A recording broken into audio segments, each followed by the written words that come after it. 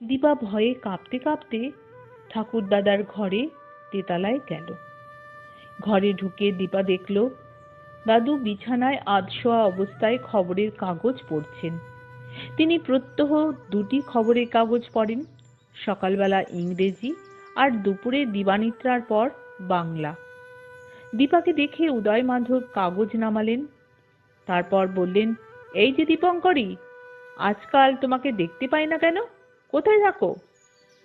দীপার নাম শুধু দীপা, কিন্তু উদয় মাধব তাকে দীপঙ্করী বলেই ডাকেন। ঠাকুরদার চিরপরিচিত সম্ভাষণ শুনে তার ভয় খানিকটা কমল। সে খাটের পায়ের দিকে গিয়ে বসল। তারপর বলল, আজ সকালেই তো দেখেছেন দাদু, আমি আপনার চা আর ওষুধ নিয়ে এলুম না। উদয় মাধব বললেন, ওহো তাই নাকি, আমি লক্ষ্য করিনি। তা এখন কি মতলব?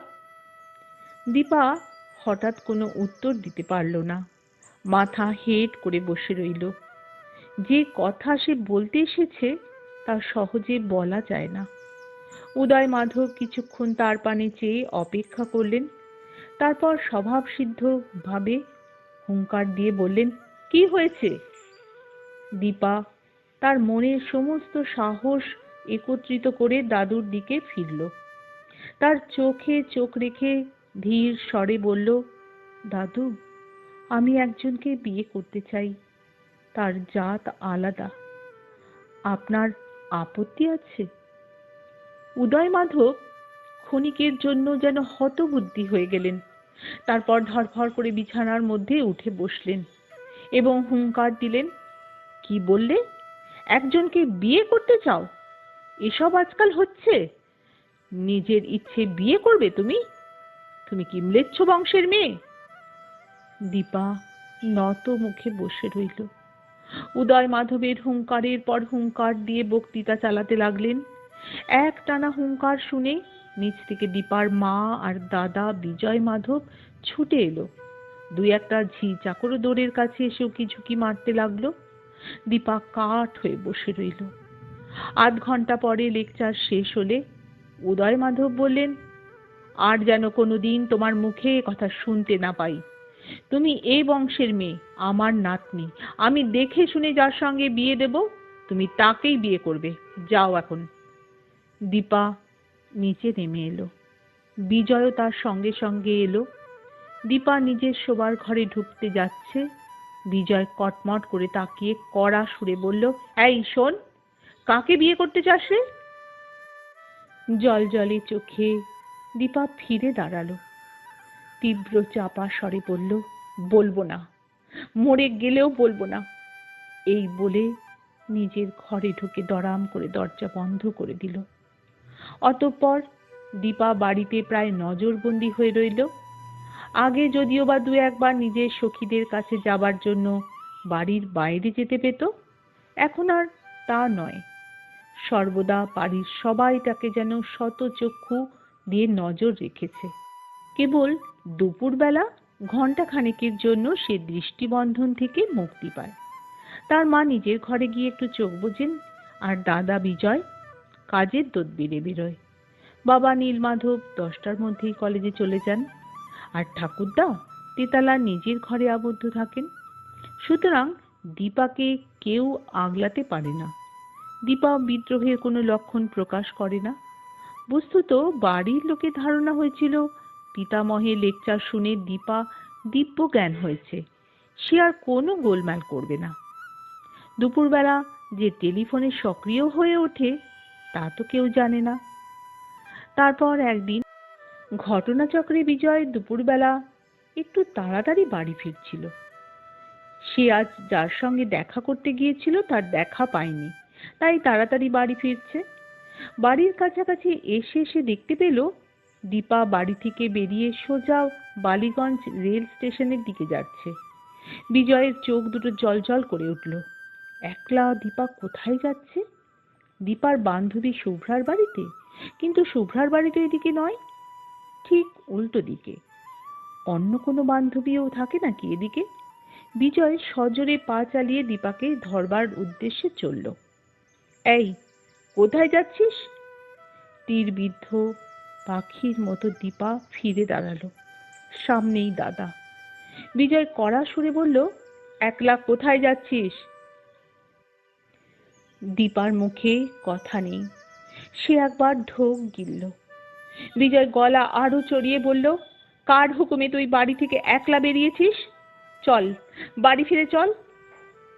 এবার এবার দীপার মুখ থেকে কথা বেরোলো, যাব না।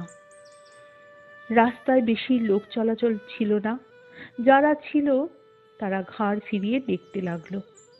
দীপা দাঁড়িয়ে আছে দেখে বিজয় বলল, ভালো কথায় যাবি না চুলের মুঠি ধরে টানতে টানতে নিয়ে যাব? দীপার বুক ফেটে কান্না এলো। রাস্তার মাঝে কি কেলেঙ্কারি! এখনই হয়তো চেনা লোক কেউ দেখতে পাবে। দীপা কোনো মতে দুরন্ত কান্না চেপে বড়শিতে গাঁথা মাছের মতো বাড়ির দিকে ফিরে চলল। বিজয় বাড়ি ঢুকে মা মা বলে দুবার ডেকে বসবার ঘরে গিয়ে ঢুকলো। দীপা আর দাঁড়ালো না। দোতলায় উঠে নিজের ঘরে গিয়ে দৌড় বন্ধ করলো। বিজয় বসবার ঘরে ঢুকতেই তার নজরে পড়ল টেলিফোনের যন্ত্রের নিচে একটা টুকরো সাদা কাগজ চাপা রয়েছে। কাছে গিয়ে কাগজের টুকরোটা হাতে নিয়ে পড়ল। তাতে লেখা রয়েছে, আমি যাকে বিয়ে করতে চাই তার সঙ্গে চলে যাচ্ছি, তোমরা আমার খোঁজ করো না, দীপা। এতটা এতটা বিজয় ভাবতে পারেনি। সে চিঠি নিয়ে শটান ঠাকুরদার কাছে গেল। বাবা মাও জানতে পারলেন। উদয় মাধব গুম হয়ে রইলেন। হুঙ্কার দিয়ে বক্তৃতা করলেন না। ভিতরে ভিতরে দীপার উপর পীড়ন চলতে লাগলো। যার সঙ্গে সে পালিয়ে যাচ্ছিল সে কে, নাম কি? দীপা কিন্তু মুখ টিপে রইল, নাম বলল না। নিভৃত পারিবারিক মন্ত্রণায় স্থির হলো সর্বাগ্রে দীপার বিয়ে দেওয়া দরকার। যেখান থেকে হোক পাল্টি ঘর সৎ পাত্র চাই, আর দেরি নয়। বাড়ির মধ্যে সকলের চেয়ে বিজয়ের দুশ্চিন্তা বেশি। তার স্বভাব একটু তীব্র গোছের। তার বোন কোনো এক অজানা লোকের সঙ্গে ঘর ছেড়ে বেরিয়ে যাচ্ছিল, এই লজ্জা যেন তার সবচেয়ে মর্মান্তিক। সে উঠে পড়ে লাগলো পাত্র খুঁজতে। পাড়ার নৃপতি লাহার বাড়িতে কয়েকটি যুবকের আড্ডা বসত। বিজয় এই আড্ডায় যেত। নৃপতি লাহার সঙ্গে তার বিশেষ অন্তরঙ্গতাও ছিল। বিজয় মাধব একদিন বিকেল বেলা নৃপতির কাছে এলো। তখনও আড্ডা জমার সময় হয়নি। নৃপতি বাড়ির নিচের তলায় বৈঠকখানায় বসে একখানা বই পড়ছিল। এই ঘরটিতে রোজই আড্ডা বসে। বিজয় ঘরে ঢুকে দেখল নৃপতি একলা বসে আছে। সে বলল, নৃপতিদা, তোমার সঙ্গে আড়ালে একটা পরামর্শ আছে, তাই আগে ভাগে এলাম। নৃপতি বই মুড়ে বিজয়কে ভালো করে দেখে বলল, তারপর সোফায় নিজের পাশে হাত চাপড়ে বসতে বলল। বিজয় তার পাশে বসে কথা বলতে ইতস্তত করছে দেখে নৃপতি বলল, কিসের পরামর্শ? বিজয় তখন বলল, নৃপতিদা, দীপার জন্য পাত্র খোঁজা হচ্ছে, কিন্তু মনের মতো পাত্র কোথাও পাওয়া যাচ্ছে না। তুমি তো অনেক খবর রাখো, একটা ভালো পাত্রের সন্ধান দাও না। নৃপতি হাত বাড়িয়ে নিকটস্থ টেবিলটির উপর থেকে সিগারেটের টিন নিল। একটি সিগারেট ঠোঁটে ধরে বলল, তা দীপার বয়স কত? 17। আমাদের বংশে। নৃপতি দেশলাই জ্বালাবার উপক্রম করে বলল, তোমাদের বংশের কথা জানি, গৌরী দান করতে পারলেই ভালো হয়। তা কি রকম পাত্র চাও? বিদ্বান হবে, পয়সা কড়ি থাকবে, চেহারা ভালো হবে, তাই তো? বিজয় বলল, হ্যাঁ, কিন্তু তুমি আসলে একটা কথাই বললে না, পাল্টি ঘর হওয়া চাই। সিগারেটের ধোঁয়া ছাড়তে ছাড়তে নৃপতি ঠোঁটের কোণে একটু ব্যঙ্গের হাসি হেসে বলল, তাও বটে, বংশের ধারা বজায় রাখতে হবে বই কি। আর তোমরা হলে গিয়ে মুখুজ্জে, সুতরাং চাটুজ্জে বাড়ুজ্জে গাঙ্গুলি কিংবা ঘোষাল চাই, বারেন্দ্র চলবে না। না নৃপতিদা, জানোই তো আমরা আজ পর্যন্ত সাবেক চাল বজায় করে চলেছি, জানি বই কি। তোমরা হচ্ছ আরশোলার গোষ্ঠীর জীব। আরশোলার গোষ্ঠীর জীব মানে? আরশোলা অতি প্রাচীন জীব, কোটি কোটি বছর আগে জন্মেছিল। তারপর জীবজগতের অনেক বিবর্তন ঘটেছে, কিন্তু আরশোলা আরশোলাই রয়ে গেছে। তাই আজকাল আর তাদের কদর বেশি নেই। সে যাই বলো, বর্ণাশ্রম ধর্ম আমরা মেনে চলি। গীতায় শ্রী ভগবান বলেছেন, চাতুর্বর্ণাং। নৃপতি অন্যমনস্ক হয়ে পড়ল। সিগারেট টানতে টানতে সে বোধ করি মনে মনে উপযুক্ত পাত্রের সন্ধান করছিল। সিগারেট শেষ করে বলল, একটি ছেলে আছে, কিন্তু তোমাদের পাল্টি ঘর কি না খোঁজ নিতে হবে। আজ তুমি বাড়ি যাও, কাল খবর পাবে। আচ্ছা, এই বলে বিজয় চলে গেল। নৃপতি কবজির ঘড়িতে দেখল 5টা বেজেছে। সিগারেটের টিন পকেটে নিয়ে সে রাস্তায় বেরিয়ে পড়ল। তার গন্তব্যস্থল বেশি দূরে নয়, 5 মিনিটের রাস্তা। দেবাশিসের সদর দরজার ঘণ্টি টিপতেই নকুর এসে দৌড় খুলল। নৃপতি বলল, দেবাশিস বাবু আছেন? নকুল বলল, আজ্ঞে, তিনি এইমাত্র ফ্যাক্টরি থেকে বাড়ি ফিরেছেন। এই সময় দেখা গেল দেবাশিস সিঁড়ি দিয়ে নেমে আসছে। সে সদর দোরের কাছে এলে নৃপতি একটু হেসে বলল, আমাকে আপনি চিনবেন না। আপনার বাবা শুভাশিস বাবুর সঙ্গে আমার সামান্য পরিচয় ছিল। আমার নাম নৃপতি লাহা। দেবাশিসের মুখেও হাসি ফুটল। আপনাকে চিনি না বটে, কিন্তু নাম জানি, আপনার বাড়িও দেখেছি। আসুন।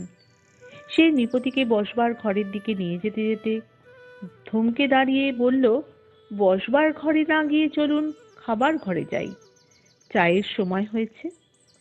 নৃপতি বলল, বেশ তো। দুজনে খাবার ঘরে গিয়ে টেবিলের উপর বসল। দেবাশিস বলল, নকুল, আমাদের জন্য চা জলখাবার দাও। নৃপতি বলল, চা হলেই চলবে।